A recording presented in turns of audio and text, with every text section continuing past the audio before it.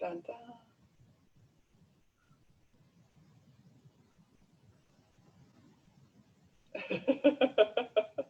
This is where we talk nicely. There's a side up there saying meeting is now streaming live on Facebook. Yeah, it is now. It is streaming live. So you get that message as well. I can see something happening here. Okay, Merv, we're live now, yeah. And I just, first of all, I want to really say thank you so much for taking this time. I know it's not late where you are, but it's evening, isn't it? And it's Saturday evening, so thank you, huge thank you. And Merv Neal, CEO of Laughter Yoga Australia, and a good Laughter Yoga Master Trainer colleague.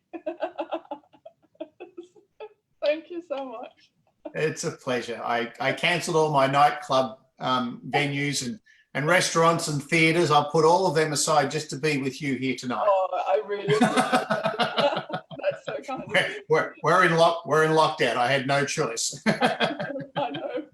But anyway, and I don't know if you still do barbecues and so on in the garden, or what you do on Saturday evenings, because I'm sure it's nice. It's winter in Melbourne here where we are, so we just sit inside and rug up and keep warm. Really? What's winter in terms of the degrees? Oh, single digits. It's not snow or anything like that. I know people in Canada and the likes have, minus 20 degrees and snow up to their roofs. We have none of that, apart from in the mountains, but it's just chilly. That's all it is. Yeah, good time to stay inside. But I suppose it's never really, really cold. But hey, here we are, and it's nice and cozy, and it's not brilliantly warm here, but it's not about the weather today. It's about Laughter Yoga. Hey, I was saying, is this the padding? Are we going to start soon? Yeah, we need to get started. I'm so excited about having you here, because you are one of the people who've done so much in terms of research and working with people, professors and professionals who are not Laughter Yoga trained necessarily, but who really know how to do research. And I'm so excited about what you've been doing. So tell me a little bit more about it. The research in particular, Lotte, I've done 3 research studies. And I found this out very early into my Laughter Yoga career, because in particular, I wanted to take it to business. Now, it wasn't a normal thing to take Laughter Yoga to business, or laughter anything to business. And I'm talking about 2003, 4, 5, in the very early days, especially here in Australia. And it was just foreign to them. But I had a story to tell. If anybody wants to see my story, it's on YouTube, The Laughing Man. It's only 950,000 hits short of being viral, I think. So if everybody could jump on it. Yeah, do you know what? It's one of the stories that's so inspiring, and it's one of the videos worth sharing. So I'll share that when I cool. Because it's the story of how you brought yourself back to life, isn't it? Well, it's how I got sick and then how I got better is the shortened version. Yeah, but I was approached back to life. I was approached by a film production company, which was nice, and they just said, we want to do a short documentary on your life. And I'm going, wow, first of all, it's a privilege, and then how does that work? And the whole process, they did a whole day's filming, and they brought it all down to 11 and a half minutes with my assistants. They said, what do you like? What don't you like? So the whole process of getting a whole lot of stuff and bringing it down, and to tell not your whole life, well, nearly my whole life, but a significant part of my life in 11 and a half minutes was absolutely fantastic. And they did do a good job. I'll use it. I enjoy marketing and promoting myself and what I do, because you have to, that's the game. And I use the documentary to introduce people to me when I don't have a whole lot of time to talk about everything else like that, when I just want to get into the laughter. And I just say, you must watch this video before to understand who I am and where I've come from. And that way we can cut straight to the chase. So The Laughing Man on YouTube is there. And people often say it's inspiring, it's cool. And what was interesting about it, I was sitting back and watching it myself, and I'm going, this is cool. What an amazing life you have had. But I hope what we're here to talk about is not going backwards to what I've had, but going forwards to, you know, what I'm doing. But that was a really cool documentary. But once I got better, I thought to myself, I've got to take this to business. You see, I have business training too with laughter yoga. And when I'm training people in the business training, I'll often say to them, you will go and play where you've always played. So if you're a school teacher, you're probably going to go back into the schools and take it back into the schools. If you are business, you'll probably do that. If you're a nurse, you'll probably go back to the health people. We tend to drift back to where we're comfortable and where our knowledge is so valued and where we just know that we can actually have a positive impact on people. So I had this story. It's only a story. We've all got stories. Then I had I didn't have the video at that time. I just had me going out and promoting myself and going, I've got this really cool story and we're just going to laugh.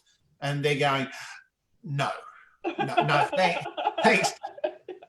Come back later when you're serious. And I'm going, but that's the whole point. We're too serious. Business, you're too serious. Can you stop being so serious? I was a serious businessman. And I used to put on my serious businessman's face and hat and persona, and everything was so serious. And that was part of why I got sick. Everything was so serious. It was so stressful. It was all about work and money and that sort of stuff. So I can really relate to that, And that's where the story that you go into corporate businesses with is so powerful, because you're not just coming as someone who says, oh, this is good for you. You know it's good because you've been there where they are. And yeah, I really like that. So go on, please. Yeah, so I stop interrupting when I'm talking about me. My favourite topic. So I go into businesses. I'm saying I've got this really powerful message, not just a story, but a message for you. You know, for goodness sake, look after yourself, and laughter can save your life. You know, it's really, really powerful because. And they're all going, yeah, it's nice, but, you know, come back when you're serious. And what they're actually saying to me was, come back when you've got evidence, when you've got data, when you've got numbers. You see, business is an unemotional set of numbers. And unless you've got that unemotional set of numbers that says, here's the evidence, they just won't even entertain you. So everything lines up, everything happens for a reason. And we had Dr. Kataria in Adelaide. That's another southern capital city here in Australia. And we had our conference going there in the Adelaide Hills. And I was contacted by 60 Minutes. Now, I know 60 Minutes is in the States. Do you have 60 Minutes in the UK?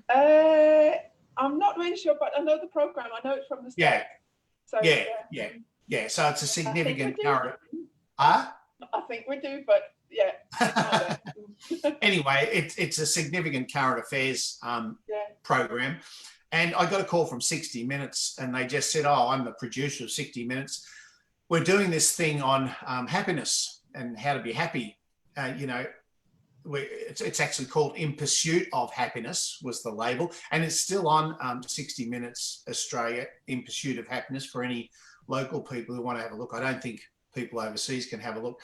Anyway, they said, we're doing this thing on In Pursuit of Happiness. Are you those people who do that laughter stuff in the park with all that colour and noise and all? Are you those people? I go, yeah, we are. I wish you wouldn't refer to us like that, but yes, we are those crazy people, you know, running around in the park. And they said, oh, we're doing this segment on In Pursuit of Happiness. We'd like to send a film crew across Australia to where you are at the moment and, you know, just get a bit of that video stuff of all that crazy stuff that you do. I go, yeah, all right. We don't do crazy stuff. We do laughter yoga. And I said, for goodness sake, come over. So I went back to the conference and I said, there's 60 Minutes crew on a plane heading our way. And I was so excited. So our whole conference went up another level. And the 60 Minutes crew came out and they set up all their cameras. And the journalist was Charles Woolley, very notable journalist here in Australia as well too. And he came down and they said, look, we won't keep you long. We just got to get, colour, noise, that crazy stuff that you do. I go, we don't do crazy stuff. We do really good stuff. Would you stop saying crazy? And they said, go on, now, just do that crazy stuff. This won't take long. They were there all afternoon. They were there all afternoon. They were just, it was amazing. They were gobsmacked. And they're all going, and what else? And tell us more. And of course, Dr. Kataria was there doing his Indian doctor stuff that he does so well. And I was sitting there going, this is what we're doing in Australia. And we were just blowing these guys away. They're going, this is amazing. Hang on, let's do that laughter yoga stuff again. Let us get another shot of that. And they just became absolutely besotted with what we've done. And they went away and they said, look, we just thought we were going to come here for a couple of minutes and get crazy stuff. They said it's been such an enlightening afternoon. It's been so interesting listening to everything that you're doing. All the best. Watch out for this segment. It will be sometime down the track. But this was the last piece of the puzzle. Now, Charles Woolley had been in pursuit of happiness all around the world. He went to Goldie Hawn. Most people will know Goldie Hawn in New York with the work she's doing there. Went down to South America, went all over the world in pursuit of happiness. And when the segment came out, I was on tenterhooks because this was national TV in prime time, Australian TV on a major TV channel. And I was sitting there going, oh my goodness, I wonder how they're going to portray us. And the segment opened up, guess what, with us. And we were doing our crazy stuff. We were going ho-ho, we were shaking hands and doing all that sort of stuff. I'm going, yeah, that's nice. I hope it sort of gets better than that. I hope that's not the end of it. And all of a sudden, they interviewed Dr. Kataria and they're having a talk to some of us. And they said, so what's all this laughter? What's all this happiness all about? And then they cut away from us. And then they went through the whole segment. He went around the world and then the segment finished with us. And Charles Woolley said, I was in pursuit of happiness all around the world, but I was never happier than when I was with these crazy people in the Adelaide Hills. Wow. Oh, that was it. I go, oh, that's it. That's it. We've made it. We have hit big time. And I went, oh, wow. I jumped on our website and watched our website go into meltdown. People are going, who are these people? What are these people doing? What is this laughter yoga? And so that was just one of those big wow moments. Sometimes you get lucky, and we were just really lucky at that particular time. But it wasn't so much luck. It was about telling the people just how serious we were about it and how impactful that laughter and laughter yoga could be. What happened on that same segment, there was a professor who was in charge of happiness, spent 30 years, Professor Bob Cummins, spent 30 years, researching this happiness stuff. And I'm going, that's the guy. He needs me. I need him. That's the guy. So I jumped on Google and I'm going, who is this guy? And he was at the university just down the road from me, as it happens. How amazing that is synchronicity, isn't it? It's just the thing that are being attracted in, isn't it? Oh, look, no doubt, Lotte. You know how it works. And most of the people watching would know how it works. But when it works, you just get your breath taken away and go, oh, my God, this is amazing. So I rang him up and I said, look, you were on that In Pursuit of Happiness segment. I said, I was the crazy guy at the start and the end. I said, I know I'm crazy, but I need research. Can I come and talk to you about it? And he booked me in. I went down and I had lunch with him and he even paid. And by the time lunch was over, we had agreed, we shook hands and we'd agreed to do a research study with the Deakin University School of Psychology. I'm going, oh, this is so good. So we had everything going. He allocated a team of people to do the research with us. I had to go out and convince 2 businesses to do the research study, which was difficult. I approached business after business after business. It was good for my resilience because I kept on getting doors slammed in my face and people hung up on the phone. I finally got 2 businesses to come on board and they were significant businesses. They were both in health, which is once again amazing because health is so stressful for a start. But if you're going to believe anyone, wouldn't you believe a health professional about how good something can be for you? Anyway, I convinced both of these organisations that they should be involved in the research study with us. And we went in every day for a month to both of these organisations, one in the morning, then I had to jump in my car, travel across town, do the one in the afternoon, do it again and again and again for a whole month. Then we had to wait for the results to come out. It was a lot of fun. It seemed to work, but it was all in the data. And once again, when the doctor, Dr. Melissa Weinberg, rang me up and just said, we have the results, she said, I'm sending them your way. I said, can you give me a snapshot? I said, did it work? And she goes, wait until you see. She said, you'll be blown away. I'm going, oh, I was like a little kid. I was so excited. Anyway, the results come through. And what I found out with research is you're always out there trying to prove what you already know to be true. Oh, yeah. You're not trying to prove anything else except what you believe to be true. So stress, anxiety, depression went down, positivity, mood control, risk, workplace well-being, personal life satisfaction, two more that I forget about. They all went up. So everything started to go down and started to go up just as we imagined. And then it continued along the way. And the School of Psychology was making all these deductions along the way. You know, laughter is instantly good for you in impacting on negative stuff. It's instantly good for impacting on positive stuff. The more you do it, the more it impacts. You can't become immune to laughter. I'm looking at all these headline pieces in this thing going, this is good, this is good, this is good. And it had Deakin University's stamp of approval on it. So that was just absolutely mind-blowing. And you only did it for 1 month with the company? That's all. Then the money and the time and the effort and the energy ran out. And, you know, this is why people say research is expensive. It's expensive financially, in time and effort and setting up and all that sort of stuff. But then you're on stage. It's a bit like putting on a stage show. You practice for so many months and all of a sudden you're on and the lights are on and you have to perform, and then the curtain goes down and you wait for the reviews to come through. But once again, we went out to prove what we believed to be true, and all of a sudden we have a stamp of approval of a major university said, yes, it does actually do this. But then you get these little gold nuggets, and the little gold nugget that we got was workplace well-being. So when the laughter stopped, the laughter session stopped, stress, anxiety, and depression started to go back to where it started, naturally, because we've taken away the stimulus, but it never went back to where it began. All right, so if it started here, went down to here, when the laughter stopped, it went back to here. So what we deduced from that, it's amazing. Regular laughter changes your whole physiological state permanently. And we know this, of course, but how is it with, because I find that a lot of times we only book for like a one-off session or once in a while with a company. And do you have that a lot, that you have the month programs or the 6-month programs and so on in Australia? The answer is not often enough. So I'll come back and talk to that point in a minute if I could. No, that's a very good point, because the answer is you have to have sustained intentional laughter. Now, by sustained, I mean it's got to be sustained for between 15 to 30 minutes on a regular basis over days, weeks, months.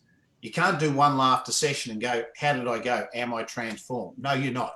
All right. But it's the sustained. Oh, I totally agree. And this is the thing that I've been for the past, almost as long as you have, I've been working on and trying to get into companies to understand they need to do it for an extended period of time. Yes. Because my reference has been that study from Denmark where similar results, you know, they did it in a retail company and similar results. And even the revenue went up and so on because people were happy to come to work.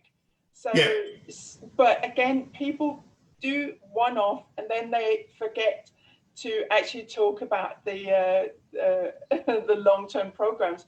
Even if I talk about it, even if you talk about it, it's like later. Well, you know, they're trying to run a business. I've been running my own businesses now for 50 years. I just had my 50th year in business anniversary.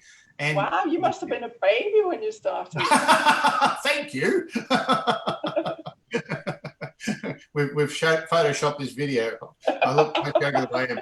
I started when I was 12. Business has to get on with business. All of this other stuff is nice. And even if it works once, they go, oh, yeah, that was really good, but we'll come back to it once we get back to business. And this is the challenge that we have with business. They've got to run their business. They've got to run their business. And they search for a silver bullet that says, you know, please, can you just hit us with a silver bullet, which will transform us in one hour session. And it doesn't work. It doesn't work. So our challenge is to get them onto our 8-week business training program, which is transformational. So in a one-off hit or entertainment, we've entertained them, and they go, yeah, that was really entertaining. We had a bit of a shift. If you do it a couple of times, it becomes informative. So from entertainment to information to transformation is what I talk to people about. And transformation only comes over a period of time. So our 8-week program is transformative because it's the consistency and the regularity of that sustained intentional laughter. Getting back to the research study. So there was one thing that continued to go up even though the laughter had stopped. That was workplace well-being. So we went back to the people and interviewed them again and said, why has this continued to go up even though the laughter stopped? And they said, we feel so connected. So once again, the outcome was laughter connects people. And when a university puts their stamp on it and says laughter connects people, businesses start to listen. And this connection is called teamwork, team building, team synchronicity, you know, working as an organization rather than as individuals. So a lot of people will invite me to come in and do a workshop for team building. You know, doesn't work team building. I said, you've already built your team. We just have to connect them, and laughter connects them at a deep level. So that was the first research study, that little gold nugget. I hang on to that and just say, workplace well-being. Are you working on a workplace well-being program? Guess what? This connects people at a level so that after I've gone, the workplace well-being actually continues to increase. That was the first research study. The second one was when I was contacted by Professor Paul Bennett, and he was also from Deakin University, the renal nursing unit. Now that's the area that focuses on kidneys and kidney disease and kidney dialysis and the likes. And he came to one of our sessions while we were doing the research study. He just said, oh, hi, just dropping in to say hi. And I said, great, don't know who you are. And then he left. And he came back about 18 months afterwards and said, you may not remember me, but I was that guy who dropped in and just said hi one day. I said, I do remember you. I said, I remember most professors that come along and are interested in what I'm doing. And I said, what do you want? And he said, I would like you to do a research study with laughter yoga in a kidney dialysis unit. Oh, I'm going, I know. Oh, thank you. And I'm going, will I? I'll see if I've got time. Let's talk. So he and I just became the best of friends. This is one of God's great human beings, Professor Paul Bennett. Just an amazing guy, so passionate about helping people exercise while they're undergoing kidney dialysis. And he tried to explain it to me, and he said, let me take you down to a kidney dialysis unit and give you an understanding of what you're up against. And I walked into this unit. It was full of machines and medical machines and monitors and blood being pumped around, things coming out of people's veins, lying there, having this procedure, this life-saving procedure taking place. And he just said a lot of them are blind because of diabetes. A lot of them have had limbs amputated because of diabetes. English is their second language. A lot of them are elderly, so they've been taken off the kidney transplant register. They suffer severe depression and fatigue because of this life-saving procedure. And he said, there they are. He said, can you get them laughing? I said, I'll tell you what, Professor Paul, if I can get them laughing, I reckon I can get anyone in the world laughing. And we did. So it was my biggest challenge. I engaged a couple of other wonderful people here in Australia to help me because it was a team effort to go in. And once again, over a month, and we did a session in the morning and a session in the afternoon to 2 different groups. We took them through a whole half-hour laughter yoga session while they're actually undergoing a medical procedure. So it wasn't before they started, it wasn't afterwards, it was actually while they're undergoing a medical procedure. So this was significant because it had never been done before. But Professor Paul wanted to see if these people could exercise and would it make the whole process of kidney dialysis more pleasant and more efficient than what it was. Now, once again, these were really, really sick people. We only had half an hour every second day when they were undergoing dialysis. So it appeared to me very early on that we weren't maybe going to be very successful with these people. So that was a little bit disheartening. So you wanted to do, originally you wanted to do it every day, yeah?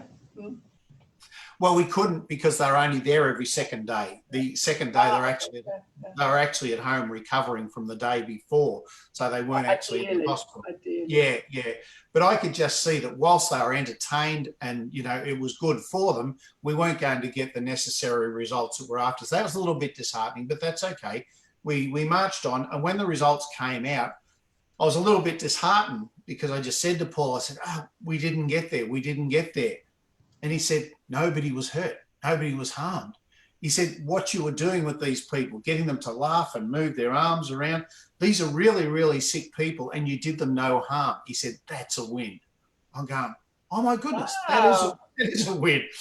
He said, we are looking for safe exercise programs, and quote unquote, laughter yoga is a safe exercise program for people undergoing a medical procedure. Come on, that's cool. That's really extremely cool. That is amazing. And it's just interesting as well to say, oh, we didn't get the results. And you're looking in the wrong place sometimes. And we are looking in the wrong place for what we want to have as an outcome.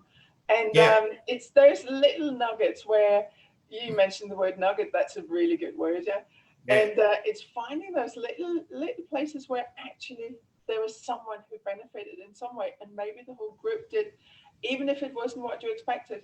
And I love what he said, that you didn't harm anybody. What? How was it? I've gone into sessions once in a while where I thought, should I even be laughing with these people? Because can they breathe? Can you laugh without cracking their ribs or so? You know, like in osteoporosis and those kind of things. But you know, it is going out and thinking, well, no one got hurt. Well, and once again we have contraindications, and quite rightly so, and all that sort of stuff. But the people just found their own pace. I wasn't hitting them saying, laugh harder. Why aren't you laughing harder? I was just saying, just laugh how it suits you. And they found their own level, but they all laughed, which was important. And on the last day of the research study, we had once again a major TV program come in and set up their cameras. We had the major newspapers there. This was their media event that the hospital put on, and we were surrounded by cameras and journalists, and me and Paul were sitting back there as alpha males and feeling very proud of ourselves. And I just gave him a nudge. I said, how cool is this? How cool is this? And he nudged me back and he said, you realise you're saving lives, don't you? I'm going, never thought of it like that. So I'm going, oh my goodness, I thought it was about the cameras and the journalists, and I'm saving lives. And that just hit me. And that transformed me right there and then. I thought, I'm not just making people happy, potentially saving lives. And so that was another mind-blowing experience from that particular research study, as just these little things that you pick up along the way. The big thing came later on. So the 4 weeks prior to going in to the kidney dialysis unit, there was 19 intradialytic hypertensive episodes. Now, that's an IDHE. I like saying that to make myself sound interesting.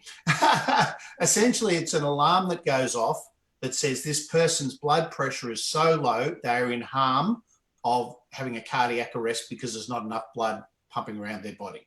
All right, so this is emergency stuff. So the 4 weeks prior to us going in there was 19 alarms in the ward. The 4 weeks that we're in there was 19 alarms in the ward. So this is where Paul said you never harmed anybody. You know, they were potentially expecting alarms to be. Exactly. The 4 weeks after we stopped, there was 4 alarms in the ward. Wow. Yes, that was the right response. But you know what? This is the thing. And the great thing about doing the research is that you know these results, because sometimes when we go and share laughter yoga, we don't necessarily know the outcome later on. And people may produce miracles in their lives and so on, and we may never know. No. You know, this is fantastic about the research.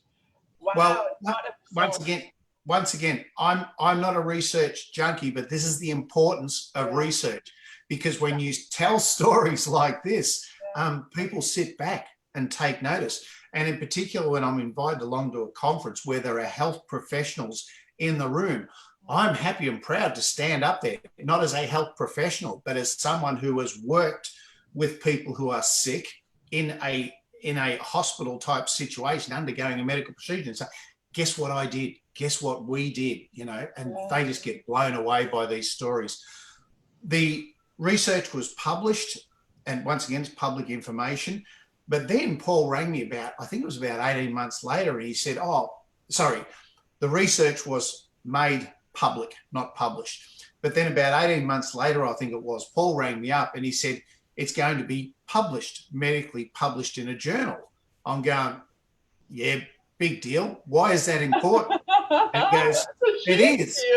It is. I'm going, yeah, I don't see why that's important, Anyway, it got medically published and it came out in this thing, and they said one of the authors was Merv Neal. And all of a sudden I started to get emails from people saying, dear Dr. Neal, can you come and present at our workplace about that research that you did? I'm going, oh my God, I just got important. It was, seriously, all of a sudden people were pricking their ears up and going, no, this is important. And you're that guy who was involved. I'm going, yes, I am. That was amazing. So that was the second thing. So I got this research that goes with business, and then I got one that goes with health, so I can talk to health professionals about that, and people who want evidence that this is good for you from a health perspective, especially if you've got low blood pressure or any blood pressure irregularities. But once again, just showing them the little video of the TV footage, saying, look at these people. They got no legs. They were blind. They were hooked up to these, and they did it. You can do it. So it's really given other people hope that, well, if they can do it in my condition, whatever it is, maybe I should give it a shot, which then led to the third research study, because I was on a mission then. And getting research done is not easy. You have to work fairly hard if you're going to actually promote it. And the third one finally came my way. I got a little nibble one day and I just never let it go. And this took 12 to 18 months to come to fruition as well. And this was with people with chronic pain who were going through a pain management program. So it was an 8-week program, 8 weeks. All right. So we were there for that regularity, that sustained period of time, which would be transformational. And these people who were on this program had been waiting some time to actually get registered and go on this program. Invariably, all of them had chronic pain and that had surgery or were on medication that wasn't working. So these were people who were looking for that last straw. Give me the last straw, wherever that is. And this was this pain management program, this 8-week program that they could sign up to. So I said, why me? And they just said, we just want to try something differently. Bless them. These doctors were saying, we do this over and over and over. We've heard about this laughter stuff and it's safe. We just want to try something differently. Can you work with people with chronic pain surgery? I'm going, yes, yeah, I know I can. I had such confidence after the kidney dialysis one, which was some years prior now, that I said, bring it on. So I walked into this room with these people and they were in chronic pain. There's no doubt about it. You could see it in their face. You could see it in their bodies. And I'm going, wow, I've got to get these people up and about doing a laughter session. So I decided to set it up in just saying, I'm here because we're going to run a program. By the way, laughter is really good for you, especially pain. So I started to talk to them about the endorphins, etc., how they go into your spinal cord and help numb the pain for a period of time, blah, blah, blah. It builds positivity in your mind. I started to really sell it to these people that, this is going to be really, really good for you. And I said, it may take 3 to 4 weeks to get there, but I tell you what, we're going to get there. I am committed to getting there, and I hope you people are as well. Now, what I'd inadvertently done, and don't tell anybody because it's a secret. Don't tell anybody yet. It's called the placebo effect. I absolutely declare that most of my work was done in that little rah-rah talk, because the placebo effect, I believe, is one of the most underrated medications out there. And I swear that these people were so convinced that they helped to make it work merely by the placebo effect. That is amazing. That's amazing you say that, actually. It is. Don't tell anybody, because I'm going with the endorphin story. All right, don't talk about placebo, because otherwise I won't be as important. but these people transformed, absolutely transformed, especially around about the third week. All of a sudden they were saying, "Oh, here's the laughter guy! Quick, everybody out of your chairs! Quick, get the room ready! Quick, quick, quick!" And these people who could hardly move from their chairs were getting up and moving, Wow, and they were moving around the room, going, and they were shaking hands and namaste and all this sort of stuff. And I had to stand back from time to time and just nudge the doctor, Dr. David, and just say that these people are in chronic pain and can't move. Is that right? And he's watching them go around the room and shake hands and pat them on the back and all that sort of stuff. And he goes, apparently they are in chronic pain. And it was just transformational. Absolutely amazing. Brilliant. Do you know what? The whole area of pain management and so on is also one that's been researched in the UK. There was a study, it wasn't a laughter yoga study though, from Oxford University back in 2011. I'm sure you know of it, yeah? And this study was about laughter and pain threshold. And in this study was mentioned laughter yoga as a way of inducing laughter so you could endure more pain. And Robin Graham up in Northwest England, he's done a study with a pain management clinic up in Northwest. And do you know what? It's really where you get some very, very instant results and long-lasting results when you do it on an ongoing basis, of course, yeah? Yes. All lasting results need to be ongoing, yeah? Absolutely. Practice ongoingly, so. Absolutely. So what was amazing about that research study was, they could do it. They could actually get up out of their chairs and they could actually move around and do it. We proved what we went in there to prove, and they had 3 measures: the amount of exercise that they could do before they said, no, enough, my pain is too much. So they put them on a treadmill and get them to exercise until they said, no, I've had enough. So we were looking at increasing the amount of exercise that they could do. We were looking at increasing their pain threshold, the amount of pain that they could tolerate, as well as decreasing their pain levels. So they were the 3 measures. And guess what? They went up, up, up. So more exercise, their pain levels went up, and their actual pain went down by up to 10 to 15% over an 8-week period. Once again, here was the kicker. Here was this little gold nugget. The people would drop out of this program, possibly because it wasn't working. This was the last chance that they gave themselves to get through this chronic pain, medication, surgery that wasn't working, and they put their hopes onto this pain management program, and 30 to 50% of them would drop out along the way because it just wasn't working. Here's what happened. With this one, only 10% dropped out. And the 10% who dropped out was due to medical reasons. They actually dropped out due to medical reasons. So once again, we went back and said, well, why didn't you drop out? And they said, the laughter. It was so much fun. They said, we were just coming along to have fun, because people in chronic pain don't have fun and they can't exercise. So we're giving them fun. We're giving them exercise. The other thing, Lotte, we were giving them was distraction. All right, we distracted them away from that. That is what it is, isn't it? It really is distraction. Do you not have you not experienced people who said, that is not for me, I don't want to do it? Sure. And that happens from time to time. And I say, well, if you are sitting there telling me you don't want to do it, that means you're telling yourself you don't want to do it. And I tell you what, mind over matter.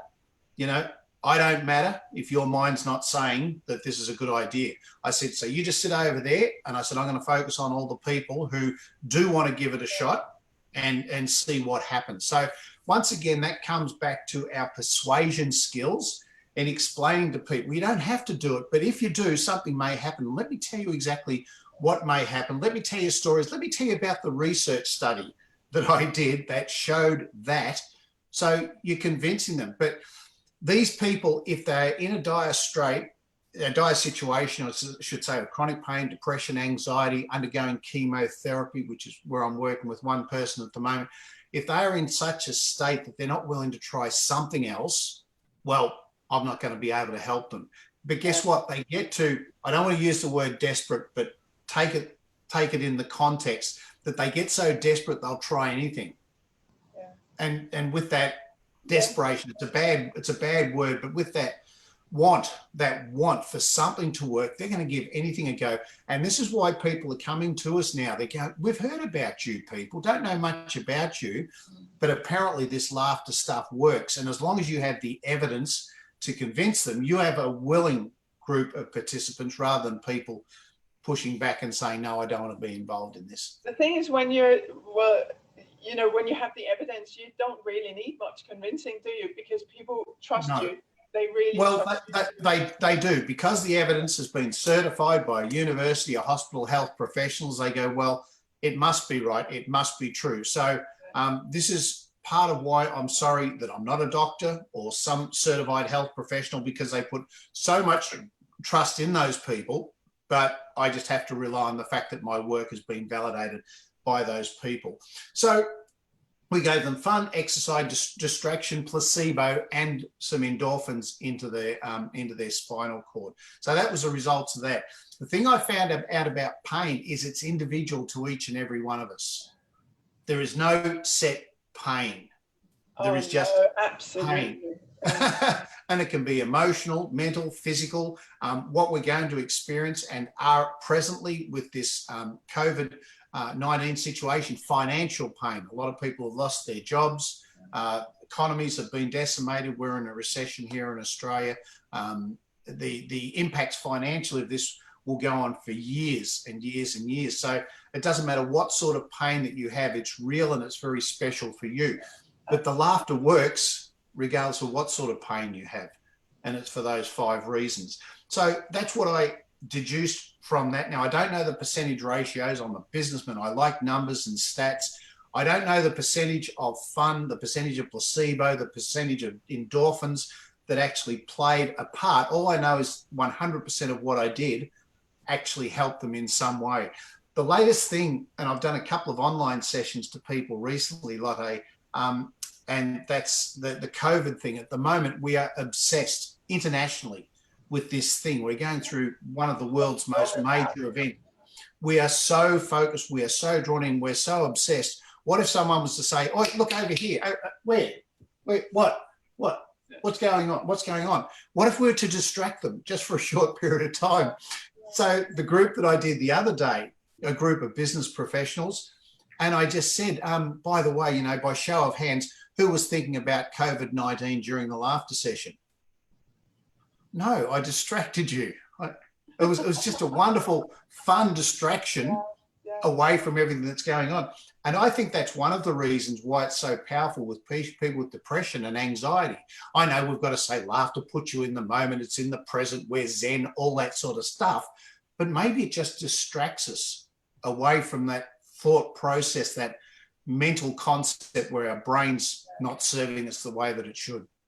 I think you're absolutely spot on, and I think it's one of the key things that companies book us for, to give that distraction, but also because people are sat in their homes, and they are, many of them still, and they are feeling the pressure from all sorts of directions, where it's not the usual pressure from being in a workplace and being with your colleagues, but it's that space that's just so big around you, where how do you cope? So of course your mental health and all the different variables connected with that.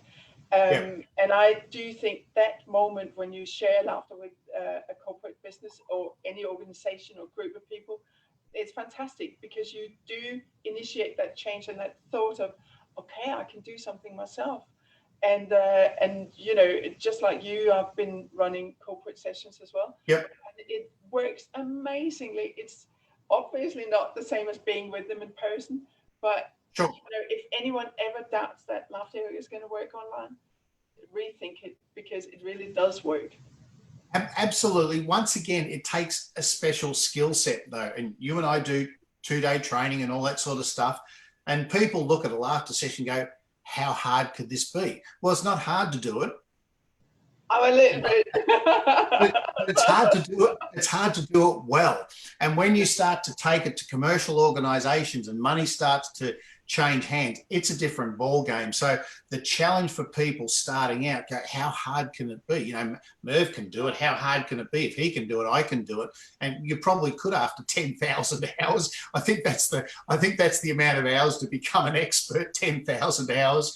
You know, and actually doing it. Yeah, I do, but I do agree with you that there are some questionable things going on online as well. You know, it's such a shame because it takes so much time and effort and passion and so on to build it up to be this professional way of looking at laughter yoga. And then in lockdown, but again, you know, people do their best. But again, I think having a background in business where you may have been used to presenting and so on, I think that's a really, really big asset to have. You have it, I have that background as well. Yep. And a lot of people have that background. So it's just combining it with what we do with laughter yoga, so it doesn't just become this. Yeah, exactly. So it can be learned, but you know, as I said, I started my first business at the age of 12, so it's always been in my blood, in my genes. You know, so it's harder the older you get to adapt it, but it can be a learned skill there. So the online stuff is working well at the moment. It's just different. We had to modify some things. We're doing the training online as well. I know you've been doing it for some time. We had to modify our stuff that we do in the manuals and that sort of thing. And we trialed it and it worked. I'm going, it can work as long as you have the structure and the training and the passion and the experience and the skills and all that sort of stuff to make it work. So that's something that's come out of this COVID thing that's been very positive, is everything can be done online. Maybe not the same, but differently, but seems to get the same results, which comes back to, so I've covered my 3 research studies. How much longer have we got to go? I know this is impromptu. We got about 12 minutes. If you stop interrupting. The thing is, Merv, it comes back to when we teach from the heart and so on with that passion, that's the authenticity we bring to it. But from there on, of course, it's about people doing the laughter every day so they connect with the heart as well, and not just the ha ha ha ha ha ha ha, because that's when the not so real laughter. And I do think, you know, those people who still talk about laughter as being fake, we've discussed this, it's a totally incorrect assumption that laughter has to be fake. It's about intentionally, like you mentioned yourself, choosing to laugh and bring it into your body, and that really brings it to a little bit. Have you got time to to talk about your laughter IQ? I was about to. Thank you very much. It's about connecting with your true laughter, isn't it? Absolutely correct. So I didn't think we'd ever get around it. If you'd stop interrupting me all the time, we would have been. I think if I go impromptu conversation. I think if I go back and ever review this, I may find out that I talked all the time and you didn't talk much. So sorry about that. The laughter quotient. You can talk for Australia, that's for sure. I can talk for weeks on this stuff. I'm absolutely obsessed with it and so passionate about it. So the laughter quotient. So the laughter quotient come from that authentic laughter, and people would say, you know, I'm sick, I'm not well, can you help me to laugh? I said, yeah, well, just laugh authentically. And of course they can't. So it started to drive me crazy. How can you teach someone authenticity? How can you do that? I'm going, a mathematical equation is what's required. So I was watching a TED talk by Sue Scott, I think her name was, or Sophie Scott. So I think she's Sophie Scott from the UK. And she mentioned in that TED talk, she said, there is no science of laughter, there's just the art of laughter. And something went off in my head and I'm going, well, someone needs to turn it into a science, so why shouldn't it be me? So I started to investigate science, and science is just a set of mathematical equations. That's all it is. The universe was created according to a black hole mathematical equation. That's how scientists actually work it out.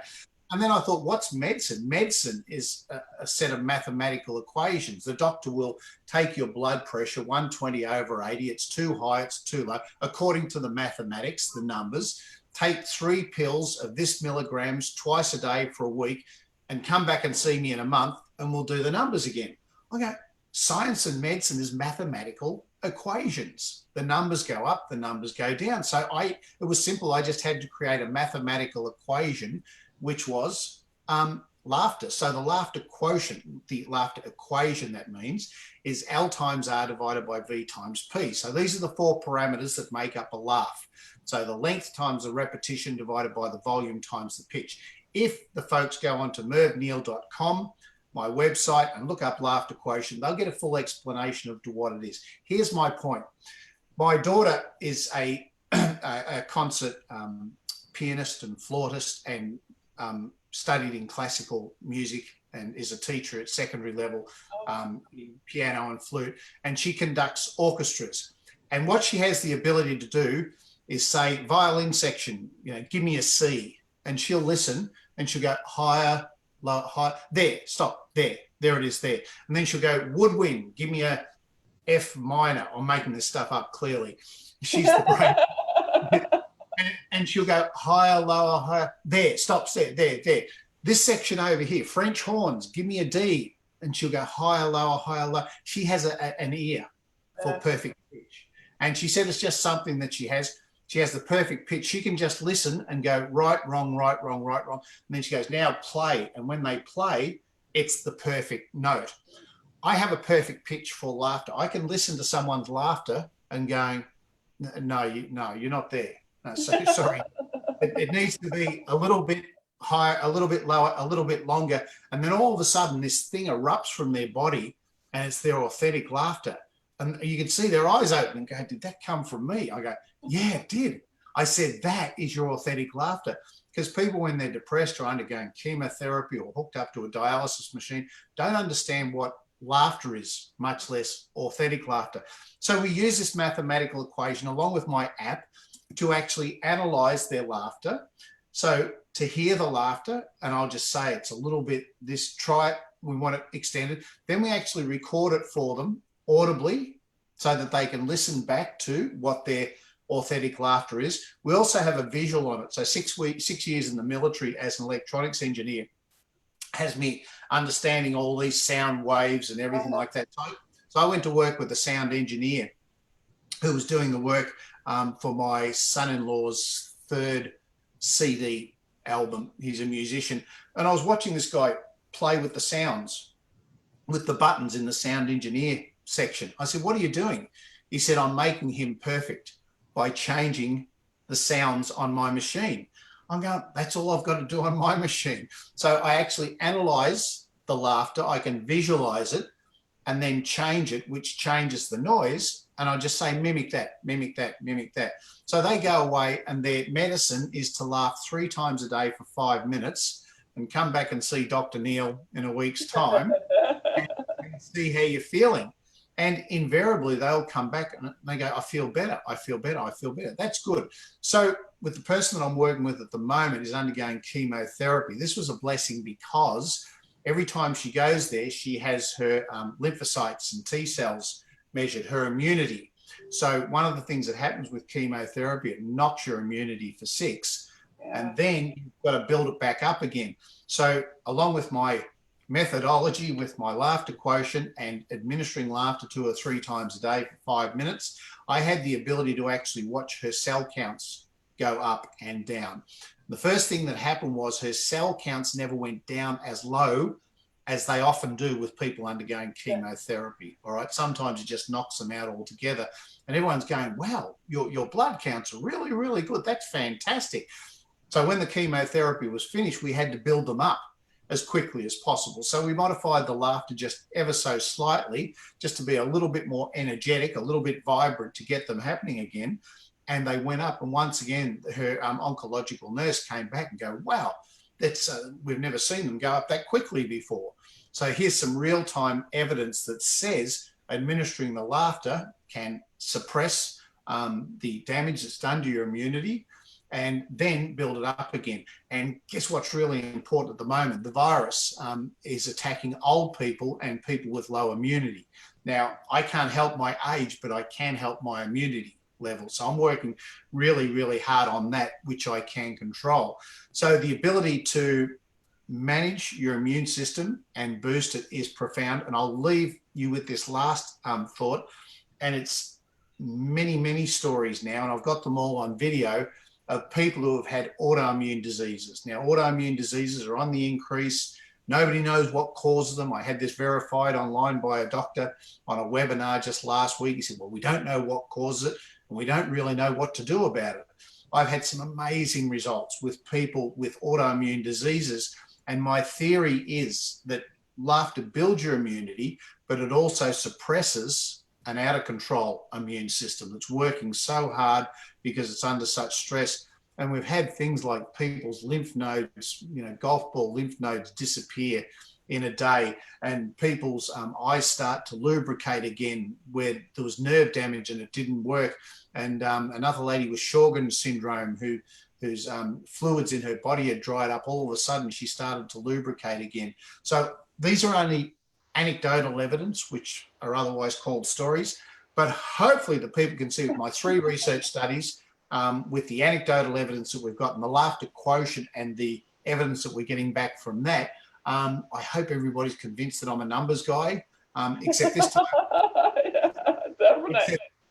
Except what's different about me now to 20 years ago, just before I got sick, I now have an emotional set of numbers. So I used to be an unemotional set of numbers businessman. Now I have an emotional set of numbers, and fairly passionate about it all. And I think our time's up, so not hard to find. I think that you should remove the fairly when you say fairly passionate. I think you're really passionate about it. But I want you to say one thing. I really like that you say you modified the laughter, because my question to you was going to be, well, can't you just laugh no matter whether it's your authentic laughter? So for 5 minutes, 3 times a day. So I'm really glad you said that. And it's again finding that authentic laughter. And I think that's where, when people learn as laughter leaders, it's not just the 2 days, it's an ongoing process. Absolutely.